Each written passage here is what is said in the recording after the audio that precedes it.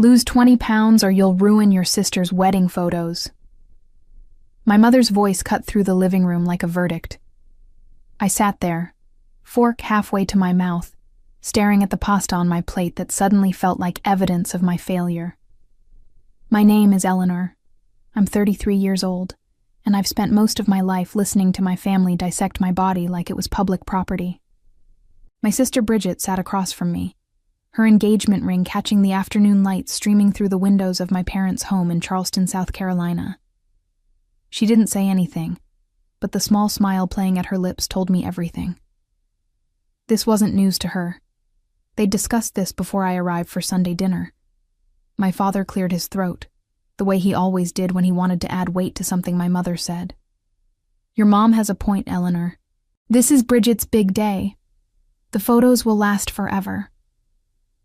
I set my fork down slowly, carefully. My heart hammered in my chest, but I kept my face neutral.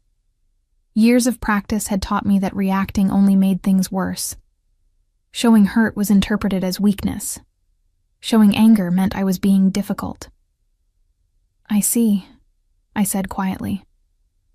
Bridget finally spoke, her voice carrying that particular tone of false concern she'd perfected over the years. It's not that you look bad, Ellie. It's just that everything needs to be perfect. You understand, right?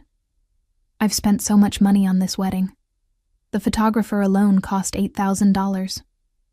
$8,000 on someone to document a day where I was already being told I wasn't good enough to be seen as I was. My mother reached across the table and patted my hand. We're not trying to hurt your feelings, sweetheart. We're trying to help you. This could be a great opportunity for you to finally get serious about your health. There it was, the framing that had defined my entire relationship with my family. Every criticism was help. Every judgment was concern. Every moment they made me feel small was actually them caring about me. I nodded slowly, letting them think I was absorbing their wisdom. But something inside me had shifted. The wedding is in 3 months, my mother continued, pulling out her phone. That gives you 12 weeks. 20 pounds is definitely doable if you commit. I found this great program. It's only $300 a month, and they send you all your meals prepackaged. She showed me her phone screen, but I barely glanced at it. My mind was somewhere else entirely, calculating different numbers. 3 months of meal programs, weekly weigh-ins that would inevitably become family events, 90 days of having every bite I took monitored and commented on. I'll think about it, I said, standing up from the table. Where are you going? My mother asked sharply. We haven't had dessert yet. I made that lemon cake you love. The one I love, not the one she'd let me eat without commentary. I need to get going, I said, keeping my voice steady. I have work early tomorrow. That was a lie. I worked remotely as a graphic designer, and my schedule was flexible. But it was an excuse they couldn't argue with. I kissed my mother's cheek, hugged my father briefly, and gave Bridget a tight smile. Congratulations again on the engagement. The drive back to my apartment took 20 minutes, but I barely registered the road. My hands gripped the steering wheel while my mother's words played on repeat. Lose 20 pounds or you'll ruin your sister's wedding photos, as if my existence in my current body was an act of sabotage. When I finally walked into my apartment, I stood in the doorway for a long moment, looking at the space I'd created for myself. Plants on every surface, art on the walls, books stacked on shelves, a comfortable couch with throw pillows in colors I loved. This was my sanctuary, the place where I didn't have to be anyone but myself. I pulled out my phone and opened my notes app. Instead of searching for diet programs, I typed 3 words: I deserve better. Then I sat on my couch, opened my laptop, and started researching something else entirely. Not how to lose 20 pounds in 12 weeks, not how to make myself smaller, but how to take up space in a way that would make my own happiness the priority for once in my life. The next morning, I woke up to 17 text messages in the family group chat, all about the wedding. My mother had sent a detailed timeline of the next 3 months, color-coded by priority level. Week 1 through 4 were labeled Eleanor's Transformation Phase 1.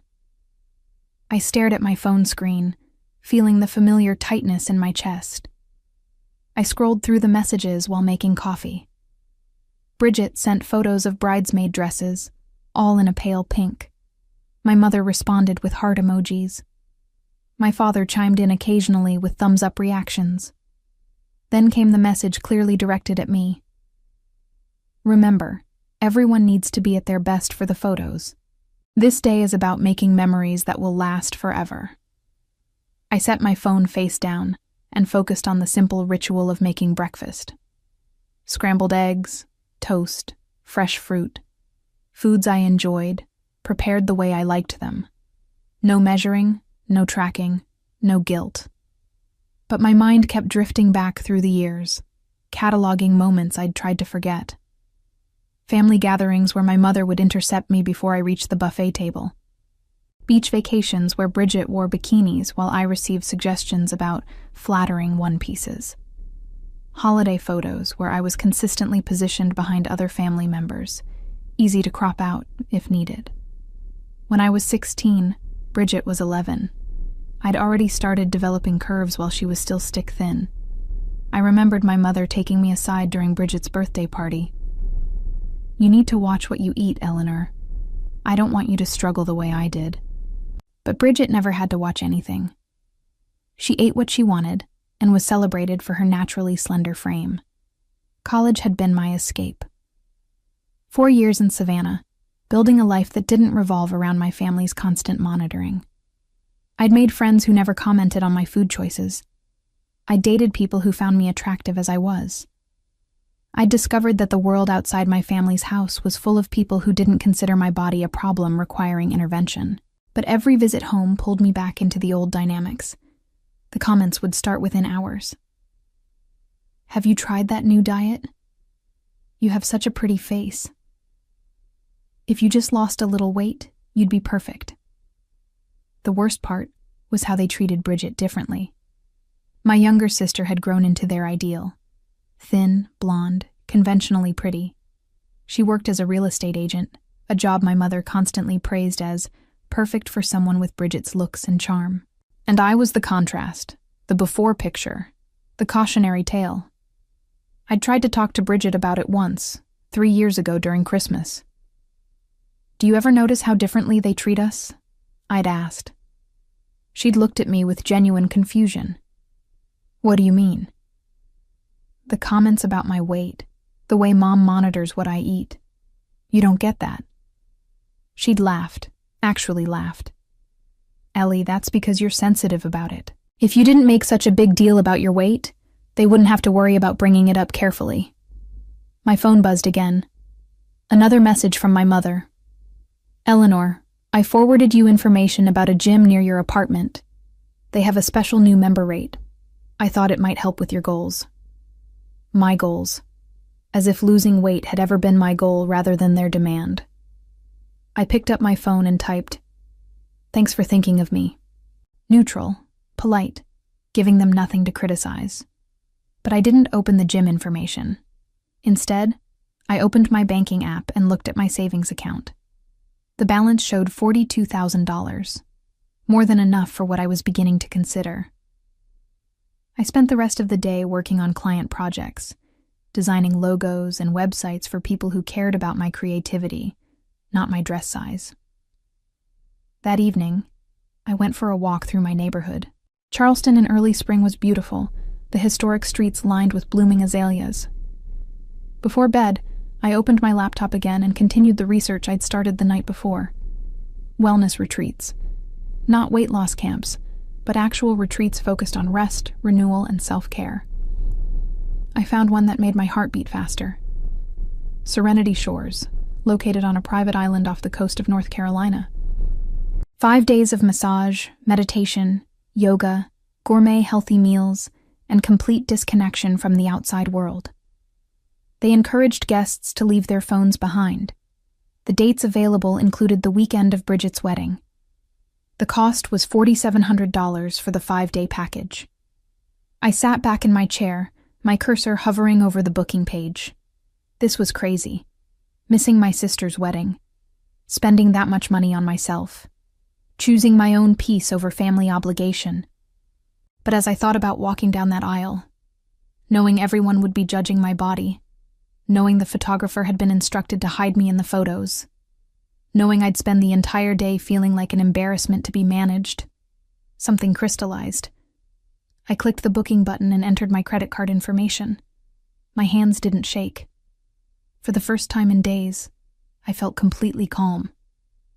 The confirmation email arrived within minutes. Serenity Shores, the exact dates of Bridget's wedding weekend. Non-refundable.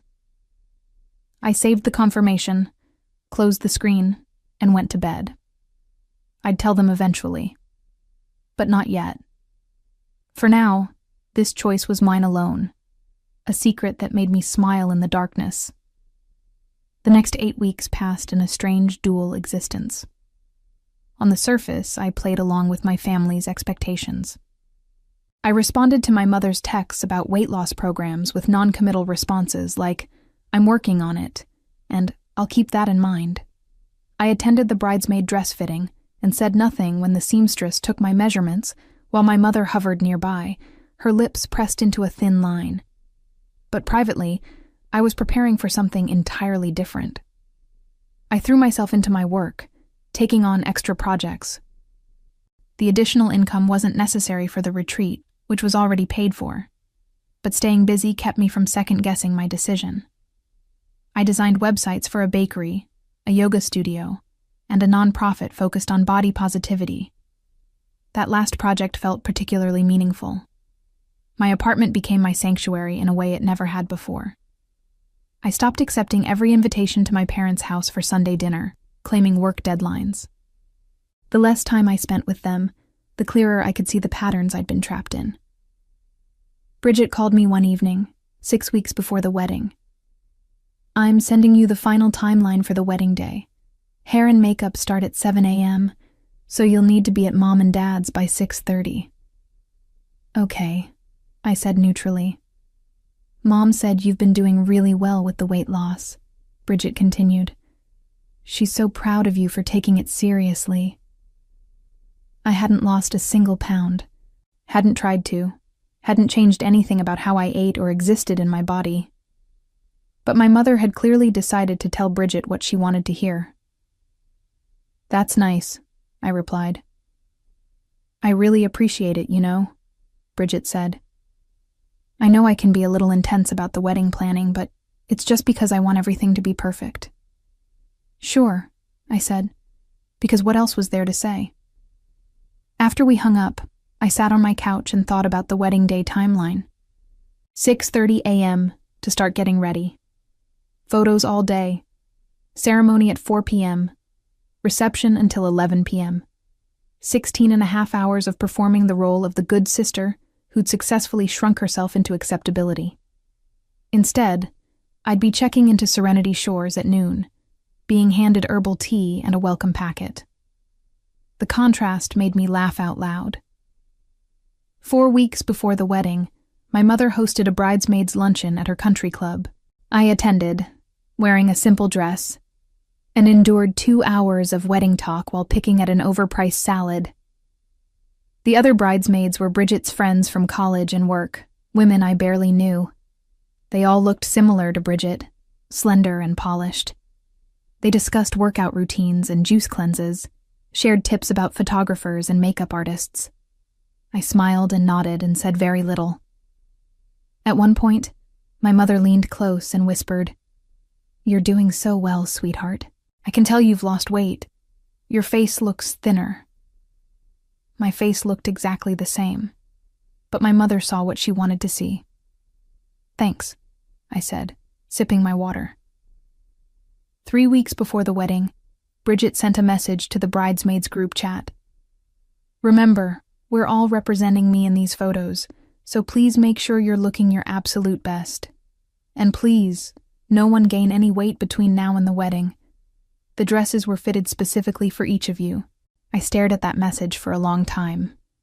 No one gain any weight. as if our bodies were decorations she'd arranged for her special day. The other bridesmaids responded with laughing emojis and reassurances. I sent nothing. 1 week before the wedding, my mother called. "Eleanor, I need you to come by this Sunday. We're having a final fitting for the dresses." "I can't this Sunday," I said. "I have a work deadline." "This is more important than work," my mother said sharply. "This is your sister's wedding." "The dress fit fine at the last fitting," I said. "I'm sure it's still fine." There was a long pause. "Have you been following the program we discussed? You sound defensive." "I'm not defensive. I'm just busy." Another pause. "Eleanor, if you've gained weight, we need to know now so adjustments can be made." I closed my eyes. "The dress fits. I'll see you at the wedding." I hung up before she could respond. That night, I pulled up the confirmation email from Serenity Shores and read through the details again. Check-in was noon on Friday. The wedding ceremony was Saturday at 4 p.m. I'd be unreachable on a private island, my phone locked away, my only responsibility to breathe and exist. I also drafted an email to send to my family on Friday morning. "I won't be attending the wedding. I've made other plans. I wish you all a beautiful day." No explanation, no justification, no apology. I saved it as a draft and felt a weight lift. 3 days before the wedding, Bridget sent individual texts to all the bridesmaids with specific instructions. Mine included, "So glad you took Mom's advice seriously. You're going to look great in the photos." I didn't respond. The night before I left for Serenity Shores, I packed a small bag. Comfortable clothes, a book, a journal. I set an alarm for 6 a.m., planning to be on the road before any family members might drop by. I also finalized the email and scheduled it to send at 8 a.m. Friday morning after I'd be well on my way. As I lay in bed that night, I felt no anxiety, no guilt, no second thoughts. Just a deep, peaceful certainty that I was finally putting myself first. Tomorrow, my family would expect me to show up and play my role. Instead, I'd be choosing myself. And whatever consequences came from that choice, I was ready. Because I deserved better than spending my sister's wedding day feeling like an apology in human form. I deserved peace, respect, and the freedom to exist in my body without shame. And I was about to claim exactly that. Friday morning arrived with sunshine streaming through my bedroom window. I woke before my alarm, feeling a clarity I hadn't experienced in months. While my family still slept, believing I'd be showing up for final wedding preparations tomorrow, I loaded my car and drove out of Charleston. The coastal highway stretched before me, and with each mile, I felt lighter. I stopped for coffee at a small cafe 2 hours into the drive, and when the barista handed me a blueberry muffin I'd ordered without a second thought, I realized I hadn't calculated calories or felt guilty in weeks. My phone stayed silent until exactly 8 a.m. Then it exploded. I was crossing a bridge when the first call came through. My mother. I let it go to voicemail. 30 seconds later, she called again. Then Bridget. Then my father. The calls came in a relentless pattern while I drove, my phone buzzing constantly. I knew the scheduled email had sent. I imagined my mother checking her inbox over morning coffee, expecting confirmations. Instead, finding my simple declaration of absence. I pictured Bridget's face, the immediate family meeting, the frantic calls. A text from my mother lit up my screen. "This is not funny. Call me immediately." Then Bridget. "Are you serious right now? Today? You're doing this today?" My father's message was shorter. "Very disappointed. Call your mother." I turned my phone to silent and kept driving.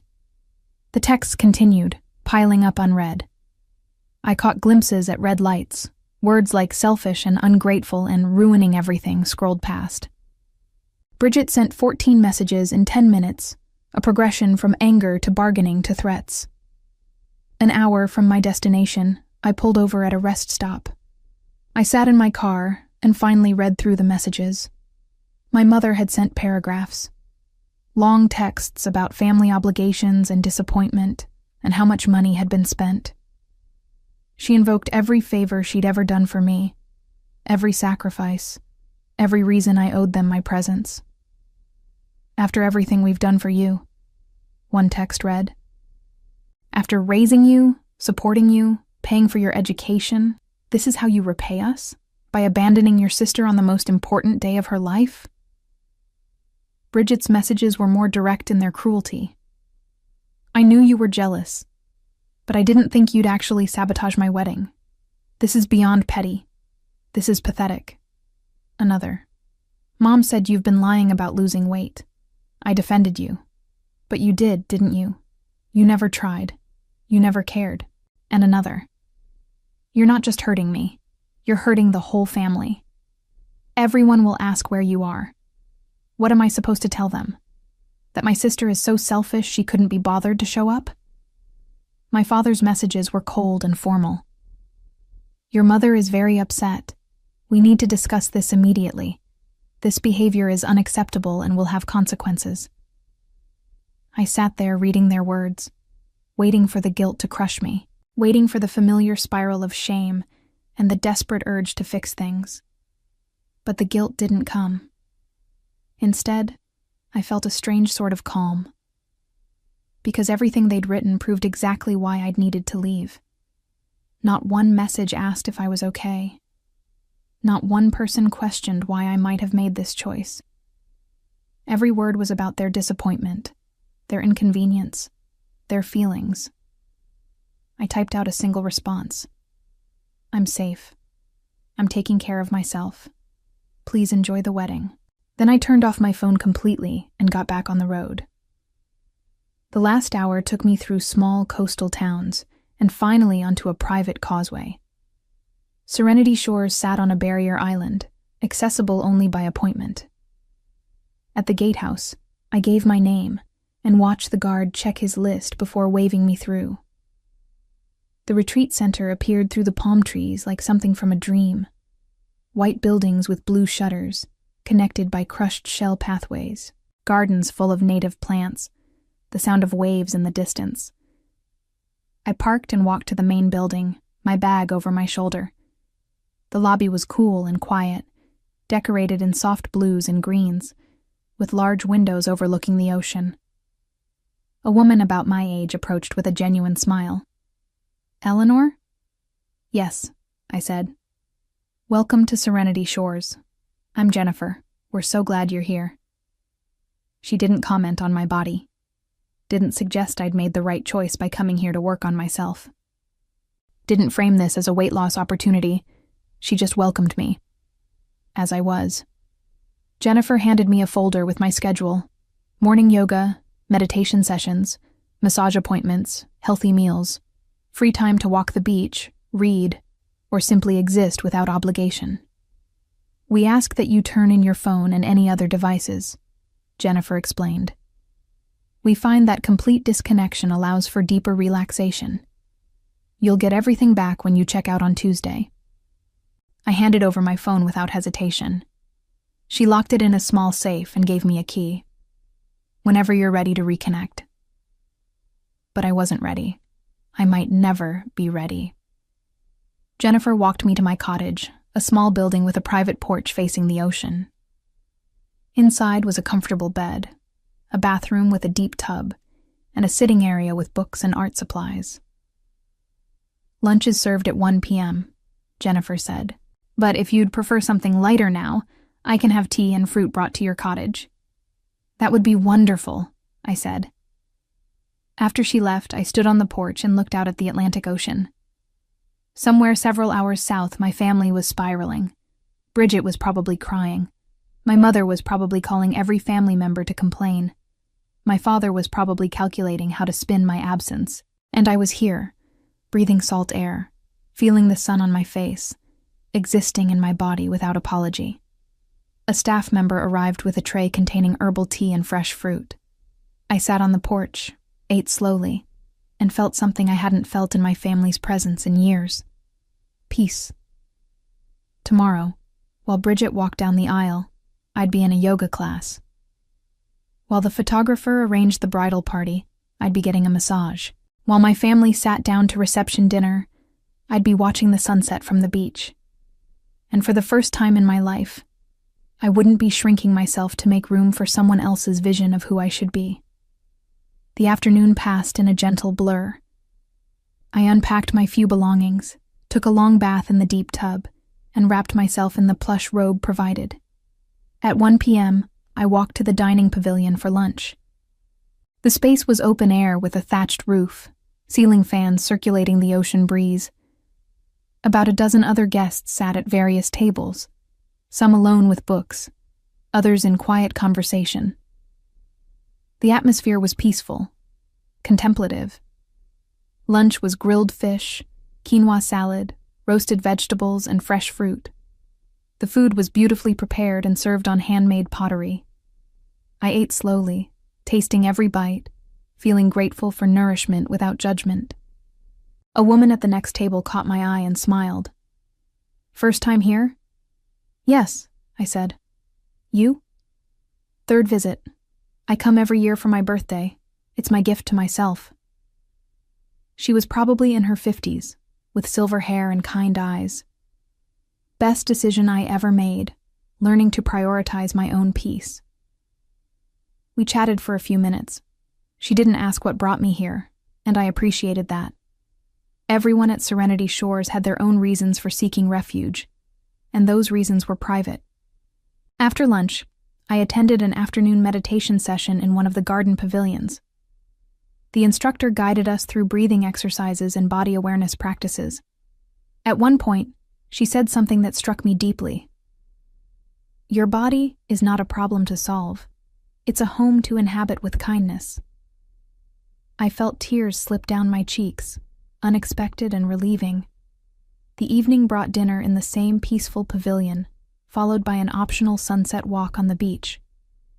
I joined a small group, all of us quiet as we strolled along the shore.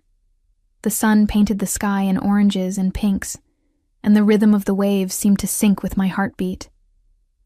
Back at my cottage, I found the bed turned down and a small lavender sachet on my pillow. I slept deeply that night, the kind of sleep that comes from complete safety. Saturday morning, the day of Bridget's wedding, I woke naturally without an alarm. The sunrise filled my cottage with soft golden light. I lay in bed for a long time, thinking about what was happening back in Charleston. Right now, my mother would be frantic. The house would be full of hairstylists and makeup artists and nervous energy.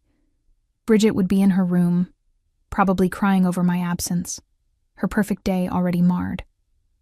My empty seat would be glaringly obvious. The bridal party photos would have an asymmetrical gap. Every family member would be whispering, speculating, judging. And I felt no urge to save them from that discomfort. I got up and dressed in comfortable clothes, then walked to the morning yoga class. The session was held on a deck overlooking the ocean, the sound of waves providing a natural soundtrack. For 90 minutes, I moved through poses that made my body feel strong and capable. The instructor offered modifications without judgment, encouraging us to honor our body's needs. After yoga came breakfast. Fresh smoothies, perfectly ripe fruit, yogurt with local honey, homemade granola. I sat alone at a table with an ocean view and ate every bite without once thinking about calories. At 10 a.m. back in Charleston, the photographer would be arriving. The staged getting ready photos would begin. Someone would be explaining my absence to confused relatives. My mother would probably be composing a cover story. At 11 a.m., I had a massage appointment. The therapist worked in a small building surrounded by gardens. She used warm oil scented with eucalyptus and lavender, working tension from my shoulders and back. "You're holding a lot of stress here," she murmured, working a knot between my shoulder blades. "Whatever you're worried about, try to let it go. Just for now." I closed my eyes and released everything. Bridget's disappointment, my mother's anger, my father's cold disapproval, the family members who would judge me as selfish, difficult, the problem child who'd finally proven them right. Let them think what they wanted. Let them tell whatever story made them feel better. I was here, in this moment, breathing and existing, and finally choosing myself. At noon, I ate lunch on my cottage porch. A staff member had delivered a beautiful meal, and I sat watching the ocean while eating fresh salad and grilled shrimp. Back in Charleston, the wedding party would be gathering for pre-ceremony photos. Bridget would be in her dress, surrounded by her friends, all of them perfectly styled. The photographer would be arranging them in flattering configurations.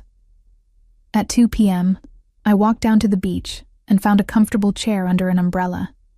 I read my book, occasionally looking up to watch the waves or the birds. The ceremony would start in 2 hours. Guests would be arriving at the venue, a historic plantation house my parents had rented. People would be asking about me. Where's Eleanor? Is she sick? What happened? And what would they say? That I'd abandoned my sister. That I'd proven myself to be exactly the selfish person they'd always suspected. That this was typical Eleanor behavior, dramatic and attention-seeking. At 4 p.m., I was scheduled for an aromatherapy session. While Bridget walked down the aisle in Charleston, I lay on a massage table while the therapist applied essential oils and guided me through deep relaxation. "Notice where you're holding tension," she said softly, "and breathe into those spaces. Give yourself permission to release what no longer serves you." I breathed in lavender and eucalyptus. I released 33 years of trying to earn love by shrinking myself. I released the belief that my worth was determined by my dress size. I released the exhausting performance of being the acceptable daughter, the manageable sister. At 5 p.m., the ceremony would be over. Bridget would be married, photos would be taken, and the cocktail hour would begin. My absence would be the subject of hushed conversations. Some people would defend me, saying there must be a good reason. Most would accept whatever story my mother had crafted. I emerged from the aromatherapy session feeling lighter than air. I walked back to my cottage, changed into a sundress, and headed to the dining pavilion for dinner. The evening meal was a celebration of fresh local ingredients. Seafood caught that morning, vegetables from nearby farms, bread baked on site.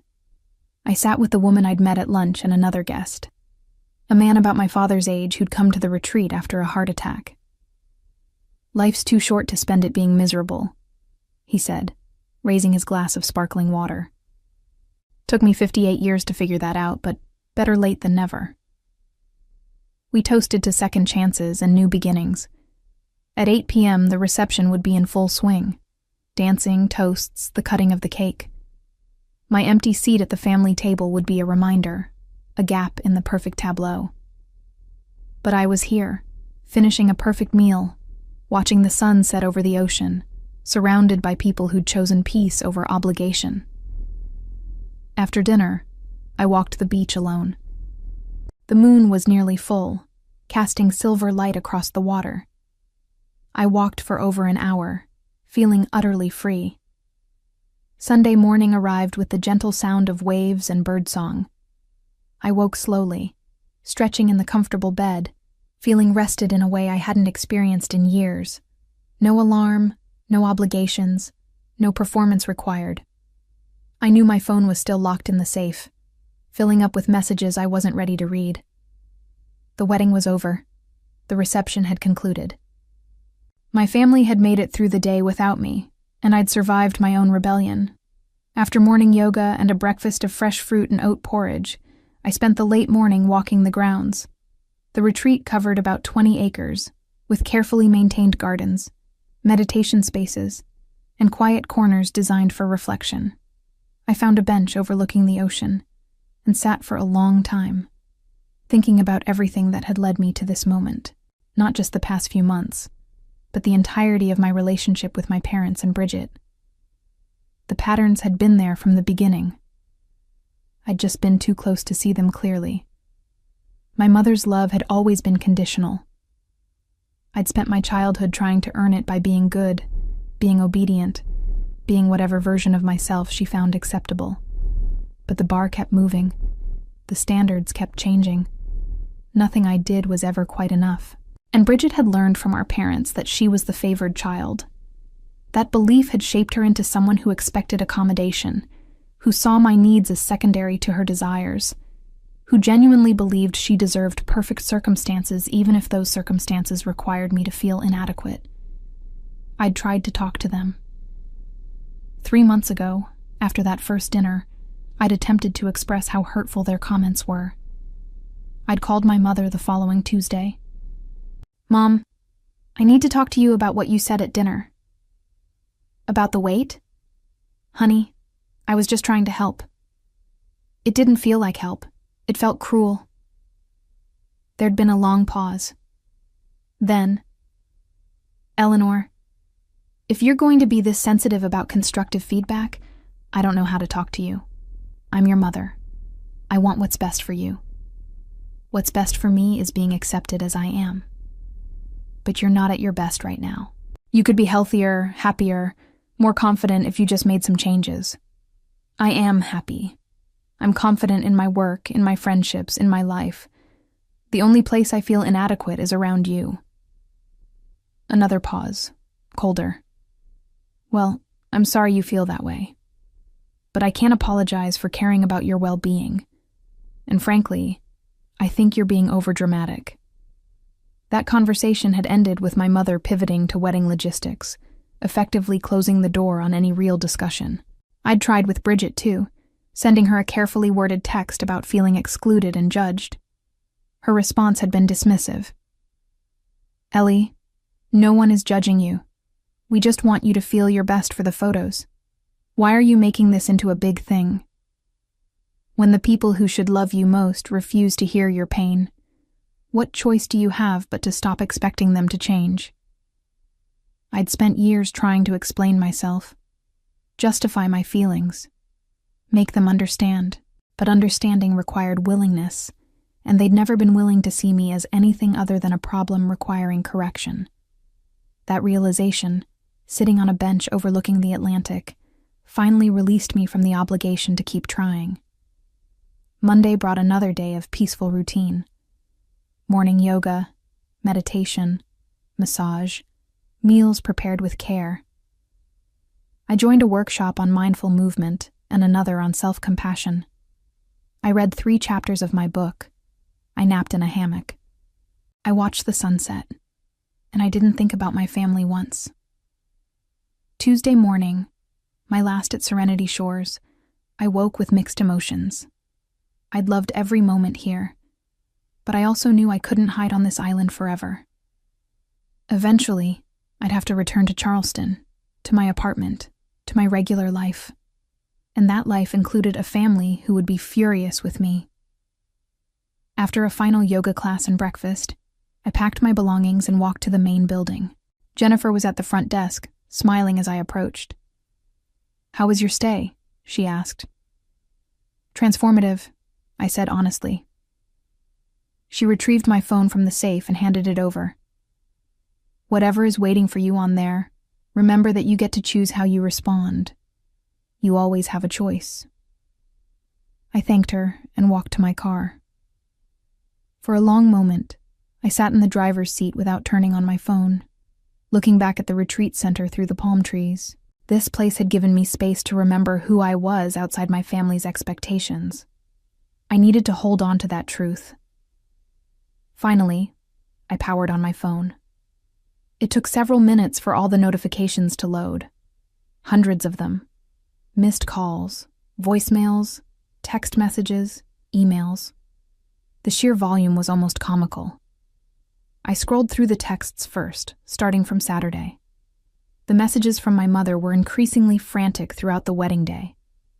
By evening, they'd turned angry. By Sunday morning, she'd moved into guilt tripping, sending long messages about how I'd humiliated the family and destroyed Bridget's special day. Bridget's messages followed a similar pattern: anger, then desperation, then icy rage. Her Sunday night text read, "I will never forgive you for this. You're dead to me. My father had sent 3 texts total, each one a variation on, call your mother. There were also messages from my aunt, 2 cousins, and a few family friends, all asking if I was okay, or where I'd gone. Those messages at least seemed concerned about my well-being, rather than just angry. The voicemails were more of the same. I deleted them without listening after the first 2. Then I opened my email and found something unexpected. A message from Bridget sent Sunday afternoon with the subject line, "Since you asked." I clicked it open and found a single photograph attached. It was the formal bridal party photo, taken after the ceremony. Bridget stood in the center in her wedding dress, surrounded by 4 bridesmaids in their pale pink dresses. They were arranged on the steps of the plantation house, perfectly posed and smiling. And there, on the end, obviously edited in, was me. Or rather, a version of me. Someone had photoshopped my face onto another bridesmaid's body, creating a thinner version of Eleanor who matched Bridget's aesthetic requirements. The editing was decent, but not perfect. My face didn't quite match the body's proportions, and the lighting was slightly off. Bridget's email contained 1 sentence.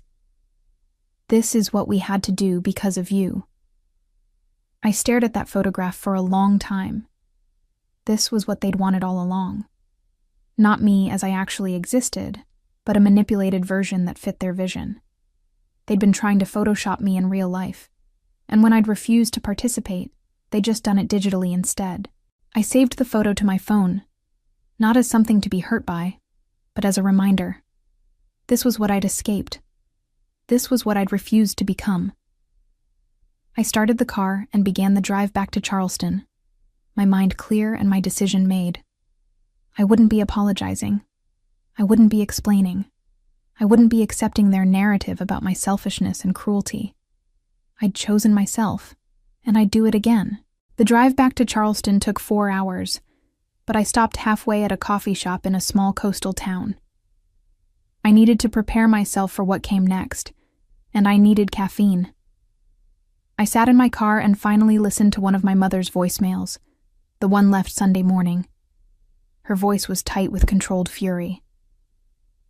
"Eleanor, I don't know what you think you're accomplishing with this stunt, but you've hurt your sister deeply. The wedding was beautiful despite your absence, though we had to field questions all day.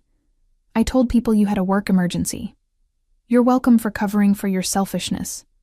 When you decide to stop this childish behavior, you can call me.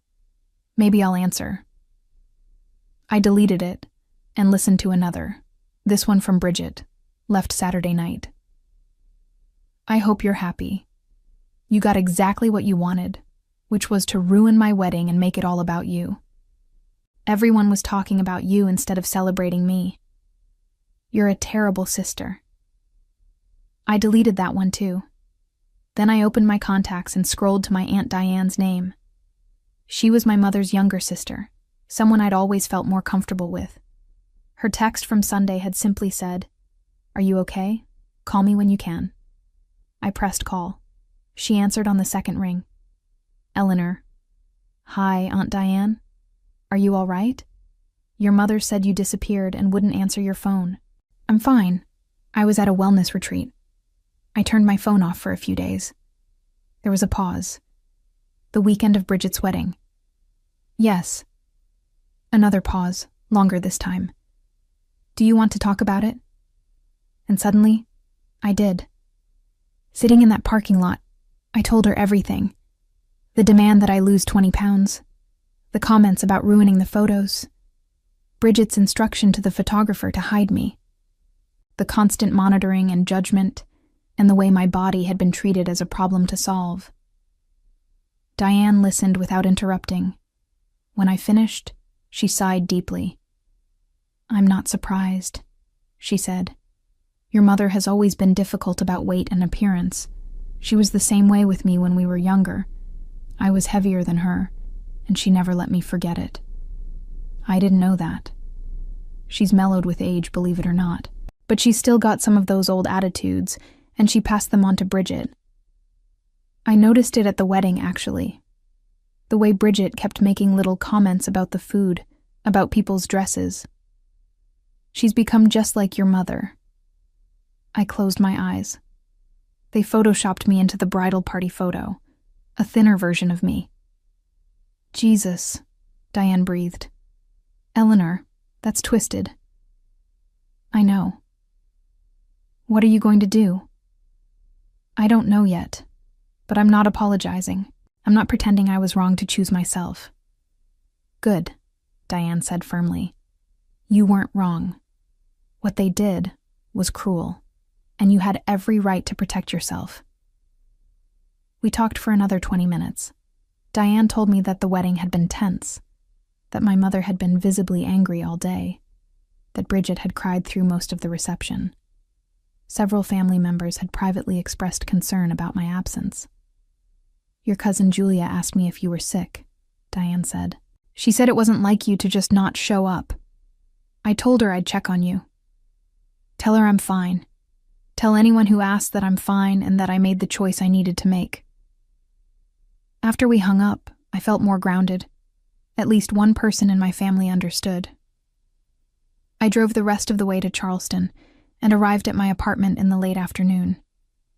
Walking through my door felt like coming home to myself, my space, my things, my life that existed completely separate from my family's drama. I unpacked, showered, and made myself dinner. Real dinner, not diet food, just a meal I wanted to eat. Then I sat on my couch with my laptop and opened social media. Bridget had posted wedding photos, of course. Her Instagram was a curated gallery of the perfect day. Beautiful dress, handsome groom, stunning venue, golden hour lighting. The bridal party photo she'd posted was the edited one, with photoshopped Eleanor smiling on the end of the line. I screenshot it and saved it to a folder. Then I drafted a post of my own. I didn't publish it yet, but I wrote it out. This is me at a wellness retreat where I spent my sister's wedding weekend. I wasn't invited to leave. I chose to.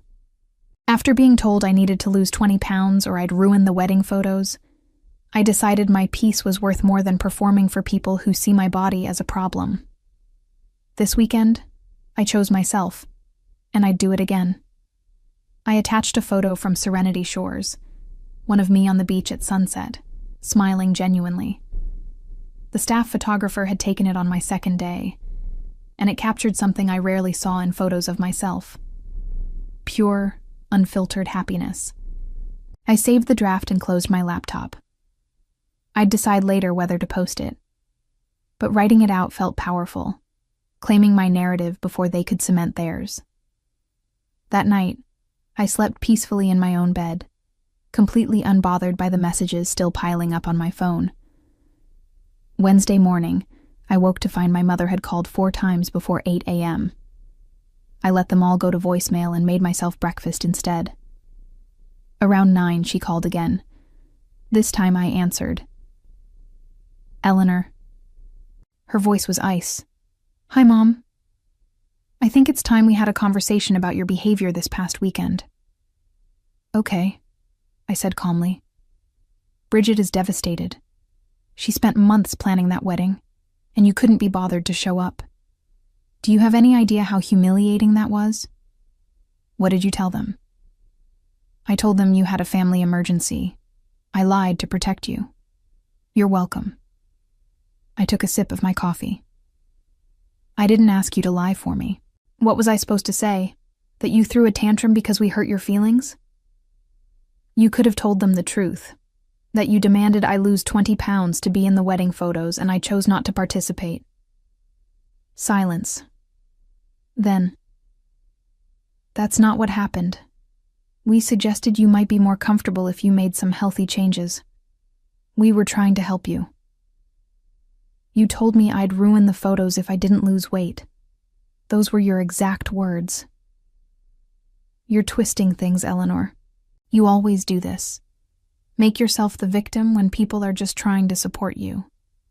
I felt the old pattern trying to reassert itself. The gaslighting, the revision of history. But I'd had 5 days of clarity, and I could see it now for what it was. Mom, I'm not going to argue about what happened.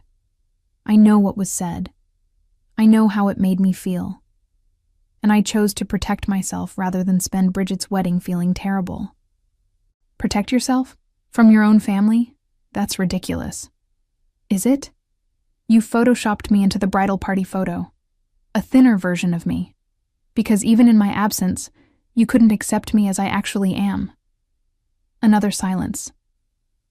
Bridget needed a complete bridal party for the photos. It was important to her. Then she should have accepted the bridal party she actually had, not the edited version she wished for. I don't know who you think you are talking to me like this. I'm someone who deserves respect, even from her own mother. My mother's voice went cold.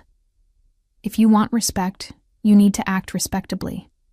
What you did was selfish and cruel, and until you apologize to your sister, I don't think we have anything else to discuss. I'm not apologizing. I didn't do anything wrong. Then I guess we're done here. She hung up. I set my phone down and realized my hands were shaking, but not from fear or doubt, from the sheer energy of finally standing my ground. An hour later, Bridget called. I almost didn't answer, but I knew we'd have to have this conversation eventually. Hi, Bridget. Don't hi, Bridget me. Do you have any idea what you put me through? I imagine it was difficult having your wedding day not go exactly as planned. Difficult? It was a nightmare. Everyone was asking about you. The photos look weird with the uneven number. Mom had to make up a story. I'm sorry your photos didn't turn out the way you wanted. That's it? That's your apology? I'm not apologizing for missing the wedding. I'm sympathizing that you're disappointed. You're unbelievable. This was the most important day of my life, and you ruined it because you couldn't handle some constructive feedback. It wasn't constructive feedback, Bridget. It was a demand that I change my body to meet your aesthetic standards, and I chose not to do that. So you punished me for it? On my wedding day? I didn't punish you. I chose myself. There's a difference. No, there isn't. You knew what missing the wedding would do. You knew it would hurt me. You did it anyway. I took a deep breath. Bridget, I spent 5 days at a wellness retreat taking care of my mental health. I spent the weekend learning to respect my body. I'm sorry that my choice felt like an attack on you, but that says more about your expectations than my intentions. My expectations? I expected my sister to show up. That's a pretty basic expectation. You expected me to show up after telling me I needed to lose weight or I'd ruin your photos. After instructing the photographer to hide me. After treating my body like a problem you had to manage. I never said you'd ruin the photos. Mom did. And you agreed with her. You sent me gym recommendations and diet plans. You made it clear my body wasn't acceptable to you. Because I care about you. If you cared about me, you would have defended me when Mom said those things. You would have told her it was cruel. But you didn't, because you agreed with her. Bridget was crying now. You're my sister. You were supposed to be there. I'm your sister, and you were supposed to love me as I am. We both had expectations. We both were disappointed. She hung up without another word. I sat in my apartment feeling emotionally exhausted, but oddly lighter. These conversations needed to happen. My family wanted contrition, a return to the status quo where I absorbed their criticism. I was offering something else entirely. Boundaries, self-respect, and the truth. That afternoon, my cousin Julia called. I heard you went to a spa retreat instead of the wedding. News travels fast. Aunt Beverly is telling everyone you had a breakdown. I wanted to hear your version. I told her. Not all the details, but enough. Julia listened, and then said quietly, That's messed up, Eleanor. I'm sorry they did that to you. That evening, I made my decision. I published the post I'd drafted. The photo of me at the beach with the caption about choosing myself. Within an hour, the comments started coming in. Friends offering support, strangers sharing similar stories, and then family members saw it. My phone exploded with new messages. But this time, I was ready. The post went viral in a way I never expected. By Thursday morning, it had been shared thousands of times, with comments ranging from supportive to curious to outraged. People were messaging me asking for the full story. My mother called at 7 a.m., her voice shaking with rage. "Take that post down immediately." "No. Eleanor, you're humiliating the entire family. People are messaging me asking what happened. This is completely inappropriate." What's inappropriate is demanding someone lose weight to be in wedding photos and then photoshopping them when they refuse. "You're making us sound like monsters. We were trying to help you. Then you should have no problem with me sharing what happened. If your intentions were good, why are you ashamed of people knowing?" She had no answer to that. Bridget was more direct. Her text read, "Delete that post or I'm blocking you from my life forever." I responded, "I'm sorry you're upset, but I'm not taking it down. This is my truth, and I have a right to share it." She blocked me anyway. But not all the family reactions were negative. My Aunt Diane commented publicly, "Proud of you for choosing yourself. You look radiant in this photo." Several cousins liked her comment and added their own support. And then something unexpected happened. Other family members started sharing their own stories. My cousin Maya posted about being criticized for gaining weight after her pregnancy. Julia shared about being compared unfavorably to her thinner sister at family gatherings. The pattern was bigger than just me and Bridget and my mother. It was generational, systemic, a legacy of criticism passed down and normalized. By Friday, my inbox was full of interview requests. A writer for a women's health website wanted to talk about body autonomy at family events. A blogger focusing on wedding culture wanted my perspective on bridal party expectations. A podcaster covering family dynamics wanted to discuss boundary setting. I accepted 3 of the interviews, carefully controlling my narrative while protecting specific details that would identify my family. I talked about the general experience of being told to change your body for someone else's aesthetic preferences. I discussed the difference between supporting health and demanding conformity to beauty standards. I shared how choosing myself had been the healthiest thing I'd ever done. The articles came out over the following week, each one generating more discussion. My story resonated with thousands of people who'd experienced similar pressure, and through it all, my family remained furious. My mother sent increasingly hostile messages. Bridget's friends left nasty comments before I blocked them. My father tried the rational approach, explaining calmly why I was wrong and damaging. But I also received messages of support. Aunt Diane invited me to dinner, just the 2 of us, where she shared her own stories of my mother's criticism. Julia started posting her own boundaries content, publicly aligning herself with my stance. Several family friends reached out privately to say they'd always thought the treatment of me was unfair. The tide was turning. Not everyone was on my side, but enough people were that my family's narrative couldn't maintain its dominance. 3 weeks after the wedding, I received a letter in the mail, actual snail mail, which seemed almost comically formal. It was from Bridget, 3 pages of careful handwriting. She didn't apologize. Instead, she explained in detail how I'd hurt her, how my absence had cast a shadow over her entire day, how she'd never be able to look at her wedding photos without thinking about my betrayal. And then, in the final paragraph, "I thought we were close. I thought you loved me. Sisters are supposed to support each other, but you chose a spa day over being there for me. I don't think I can forgive that. Maybe someday, but not now." I read the letter twice, and then I put it in a drawer.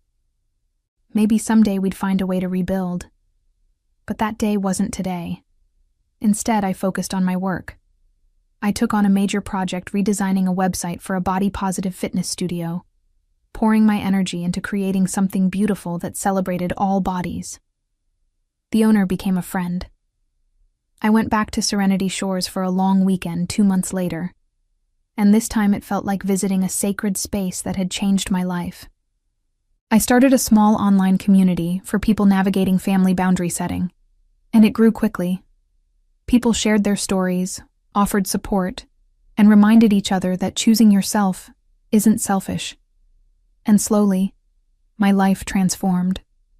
A life where my worth wasn't determined by my family's approval. A life where my body was mine to inhabit without shame. A life where peace mattered more than performance. 6 months after the wedding, I was offered a speaking opportunity at a conference on body autonomy and family dynamics. Standing on that stage, sharing my story with 300 people, I realized how far I'd come. I'd lost something that year, but it wasn't weight. It was the belief that I needed to shrink myself to be loved. It was the performance of compliance and the exhausting work of trying to earn acceptance from people who'd made their approval conditional. What I'd gained was infinitely more valuable: my self-respect, my peace, and the absolute certainty that I deserved better. My mother and Bridget faced their own consequences. My mother's reputation in the family took a hit as more relatives came forward with their own stories of her criticism. Bridget's social circle gradually learned the truth about my absence, and several of her friends privately reached out to say they understood my choice. My father remained stubbornly silent, but his silence spoke volumes about his complicity. They'd wanted a perfect wedding day, with perfect photos, and a perfectly compliant family member. Instead, they got a wedding shadowed by my absence, and a permanent reminder that control has its limits.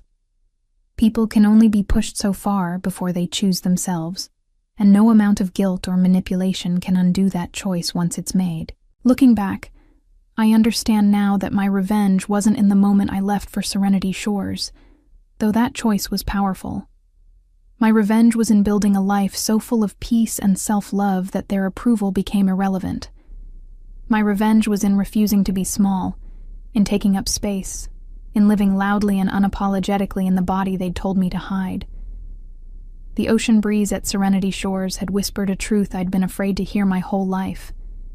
I was enough, exactly as I was. And once I truly believed that, nothing they said or did could touch me. That was the greatest revenge of all.